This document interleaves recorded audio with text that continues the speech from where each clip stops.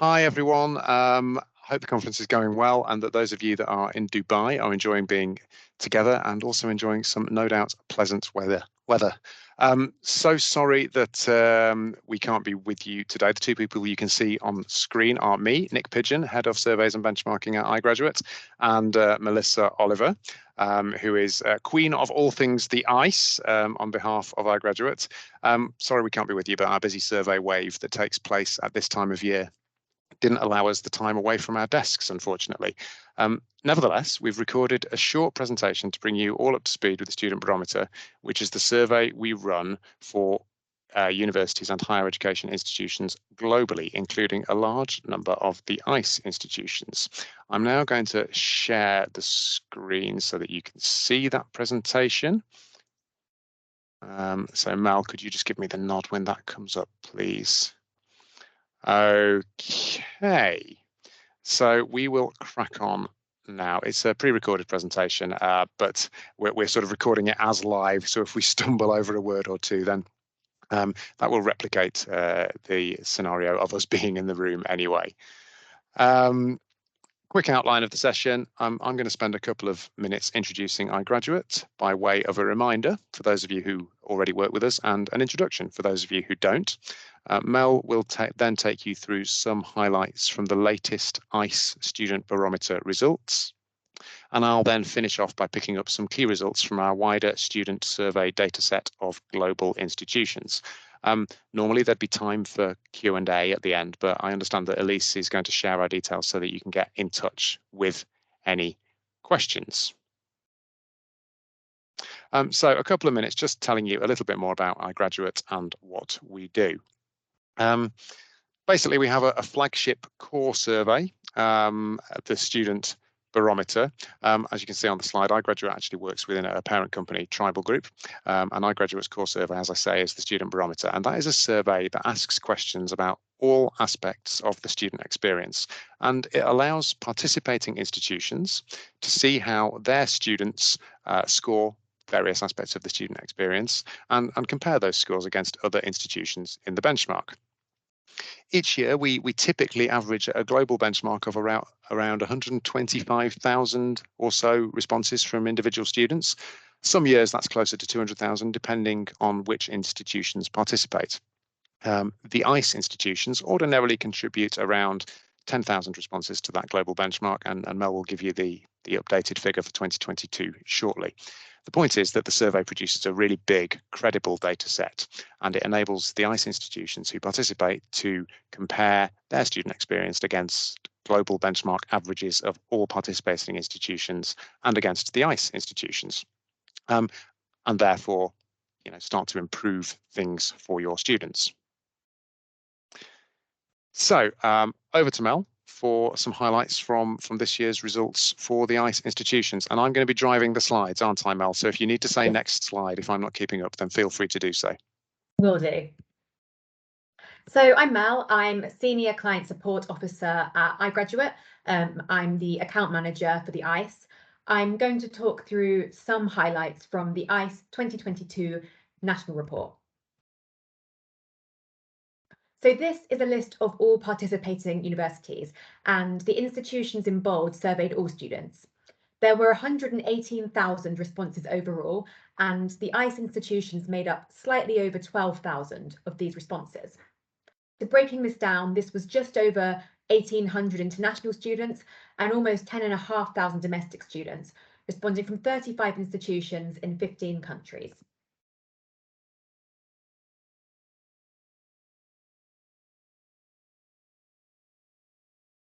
So the ICE have an average response rate of 42%, which is really strong. The global average is 21%, and the ICE 2021 response rate was 34%.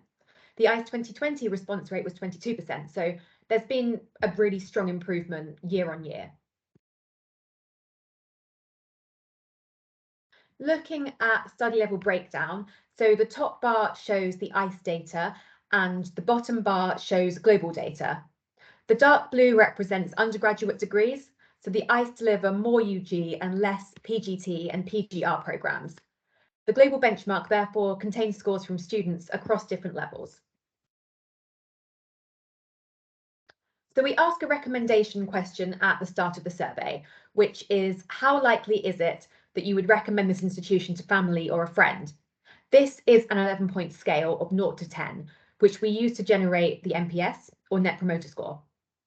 We flag those that scored 9 or 10 as a promoter and those that score 0 to 6 as detractors. The proportion of promoters minus the proportion of detractors gives you the NPS. So anything above 0 is good, 20 you'd consider very good, and 50 plus is excellent. Your overall NPS was 30 against the global result of 1. In 2021, your NPS was 16, so it's up by 16 points. We can see how that's broken down by study level within this chart. So the top 2 bars show the overall NPS, which you've just seen.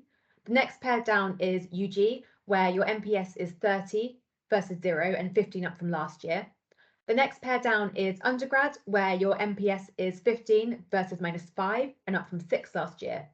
Next pair down is other non-degree level studies, where your NPS is 26 versus -18 and up from 6 last year.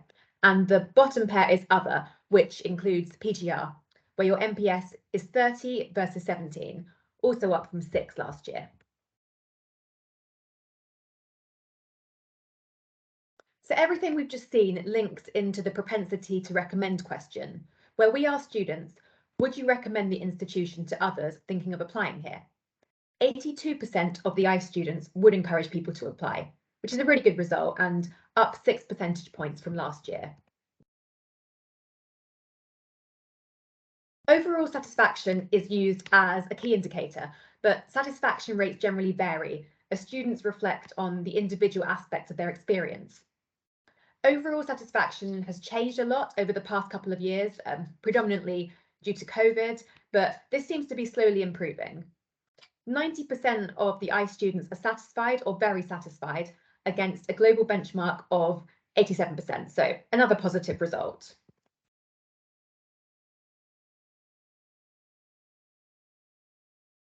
The ICE have some strong results in the online learning experience section, which is a relatively new section we added into the ISB in 2020. We asked about satisfaction in a variety of areas, including lectures and group work. All aspects, apart from online learning resources and library facilities, are doing better than the global comparison, and this element is still in line with the benchmark. On the right, you can see that 23% of your students preferred online study to face-to-face, which is 8 percentage points lower than the global comparison. We saw similar results last year, where there was a 13 percentage point difference between the ICE and the global comparison. Looking at employability, we asked students, what employment, career support do you expect from the institution?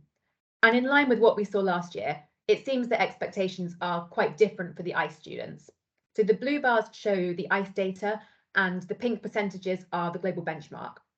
The ICE students expect more training, so this includes things like interview skill training and skills workshops. They also have higher expectations around advice, which is guidance on career paths and career choices, and having the opportunity to meet employers. Looking at career support, it's clear that you are meeting students' expectations. So the blue bars on the left show the ICE data and the pink bars on the right show the global benchmark. Students are satisfied with the career support received, with the ICE ranking above the benchmark in every element.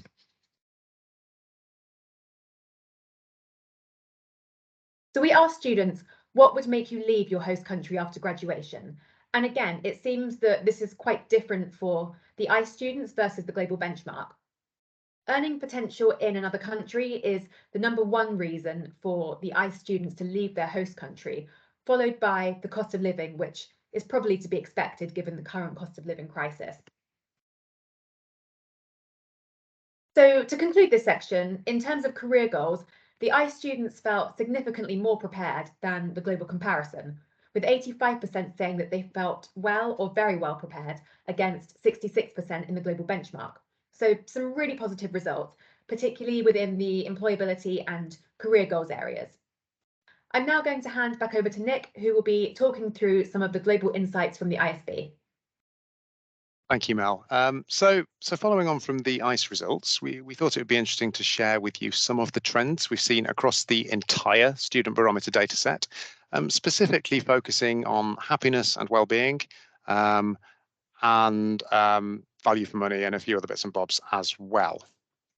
So happiness and well-being first. And on this chart, you can see three metrics for happiness and well-being. And remember, this is our wider data set. So all the institutions globally, including the ICE institutions, but another probably 100 or so that participated in the survey in recent years. And we've asked three questions about happiness and well-being. How happy are you with all aspects of the student experience? How concerned are you about completing your course? And how often do you feel stressed or anxious with your life at your institution? And those three questions are the three different lines on the chart. So happiness is light blue, concerns about completing the course in pink, and how often do you feel stressed or anxious is in purple. And with these questions, we found that all three questions are linked to the COVID pandemic, the scores for those questions. And you can see the different years across the bottom of the chart there. So with happiness, how happy are you at your institution? And the percentages we're showing here are those students who said they were happy or very happy. So for 2017 to 2019, 91% of students said they were happy or very happy. This dipped to 83% in 2020, as you'd expect, given the impact of COVID, and it's now recovering. In 2022, I think we probably expect to see it back at pre-pandemic levels, probably. It seems to be going that way. Concerns about completing the course, and the percentages are those students who are somewhat concerned or very concerned about completing the course. That rose from 32% in 2019 to 40% in 2020, and it seems to be rising again in 21. But from what we know so far, we're expecting that score to probably drop as students become less concerned about completing their course with the return to face-to-face teaching and just generally more normality. The final result on the chart, the purple line, stress, the question being, how often do you feel stressed or anxious at your institution? And the percentages being those students who say they are quite often or always stressed. That seems pretty constant at around sort of 34, 35%. My opinion on that is that I don't think that's going to go down. To be honest, I think there are enough external factors in the world that will result in students remaining sort of at that kind of level of stress with the associated burden on their mental health. We'll see, but I'm not anticipating that one's necessarily going to change. Have I gone on a slide too far? No, I haven't. There we go. Another key theme we noticed from the 2021 survey was around satisfaction with counselling and welfare services. And relative to support services overall, counselling services scored well. In 2021, 89% of students, the pink line on the chart, were satisfied or very satisfied with counselling services versus 85% satisfaction with support services overall. That's the blue line. But actually, this masks an underlying issue around the access to counselling and mental health support services. The free text comments that we invite students to add as part of their survey response in relation to counselling, they're often quite negative, particularly around the access to counselling and mental health support services and the waiting times for an appointment. Now, in light of the scores we saw on stress and concerns about completing the course on the previous slide, it's noteworthy that there are quite a lot of comments around it being quite difficult to access support services. On to value for money, which is a key concern for students globally. Again, we saw that the COVID pandemic had a negative impact on students' perception of value for money, with satisfaction scores for the question, to what extent do you feel that your current course is good value for money, lower in 2020 and the early part of 2021 than in the later part of 2021 when more face-to-face teaching had returned. On the chart, you can see that in 2020, the dark blue bar at the top, 75% of students felt their course was good or very good value for money. That's for institutions in the Northern Hemisphere. In the early part of 2021, for Southern Hemisphere institutions, Australia and New Zealand, 65% of students felt their course was good or very good value for money. That's a lower score, perhaps indicating the impact of the strict lockdowns in Australia, for example, restricting face-to-face teaching. And then for Northern Hemisphere institutions in the latter part of 2021, the score had bounced back up to 80%. We're expecting the survey wave we're running in the Northern Hemisphere now in 2022 and the Southern Hemisphere wave in 2023 to show further improvements. We think the perception of value for money is going to continue to improve again. And one key driver of students' perception of the value for money that their course is offering is how effectively they feel their course will help them gain future employment. So it's really important to focus on careers-related aspects of the student experience to help push up value for money scores. This chart shows 3 careers-related elements of the survey. Number 1, learning that will help me to get a good job. 82% of students satisfied or very satisfied. Number 2, advice and guidance on long-term opportunities for employment. 76% satisfaction score. And number 3, opportunities for work experience or work placements as a part of my studies. 75% satisfaction score. It's important to focus on these elements of the student experience in light of the fact that the most important factor for students in deciding where to study is the impact on their future career.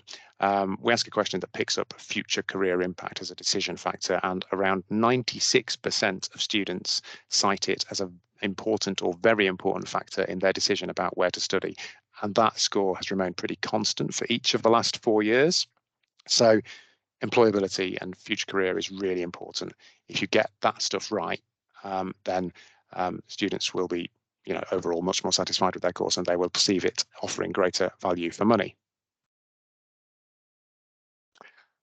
Normally, we'd now open up for questions and answers, but we can't do that because we're not with you, unfortunately. However, as I said at the start, Elise is going to share our details so that you can send questions over to Mel or myself directly.